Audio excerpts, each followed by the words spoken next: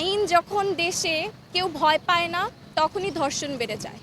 বন্ধ করার একটাই উপায়, আইনের এমন কঠোরতা যাতে কোনো ব্যক্তি ধর্ষণ করার আগে চিন্তা করে, কোনো ব্যক্তি একটা শিশুকে রেপ কিংবা আক্রমণ করার আগে চিন্তা করে, কোনো ইফতিজার রাস্তায় দাঁড়ানোর আগে চিন্তা করে।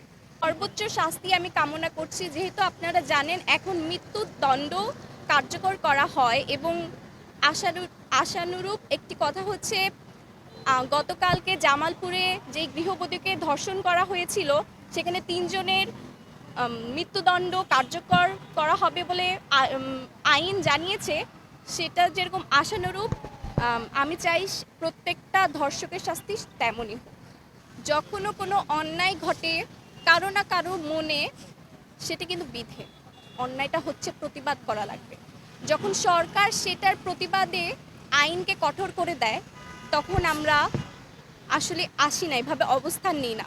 কিন্তু আপনারা দেখতে পাচ্ছেন যে সরকারের পক্ষ থেকে এমনকি নারী দিবসেও কোনো বিবৃতি জানানো হয়নি। এই যে ধর্ষণ হচ্ছে, নিপীড়ন হচ্ছে, বাচ্চাদের উপরে আক্রমণ হচ্ছে, ধর্ষণ হচ্ছে, ইফটিজিং হচ্ছে, তো আমি চাই এই সংসদ এই নারী এবং শিশুদের অধিকার নিয়ে কথা বলুক, ধর্ষণের শাস্তি নিয়ে কথা বলুক এবং সরকারিভাবে বিভিন্ন এলাকায় দরকার হলে মাইকের মাধ্যমে হুজুররা যেন জানিয়ে দেয় যে ধর্ষণের শাস্তি কী এবং এটা কেন করা উচিত না সে সম্পর্কে শিক্ষা দেওয়া হয়।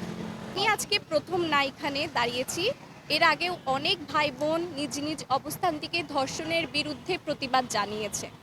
আমি আজকে দাঁড়িয়েছি, জি আমার আজকে এখানে প্রথম, কিন্তু আমি প্রতিনিয়ত এটা সম্পর্কে পোস্ট দিই এবং এটা সম্পর্কে বলি। কিন্তু আমার মনে হয় একটা গণমাধ্যম বা বৃহৎ আকারে যদি আমি প্রতিবাদ করি এটা সর্ববৃহৎভাবে মানুষের কাছে পৌঁছাবে। আমি মিম।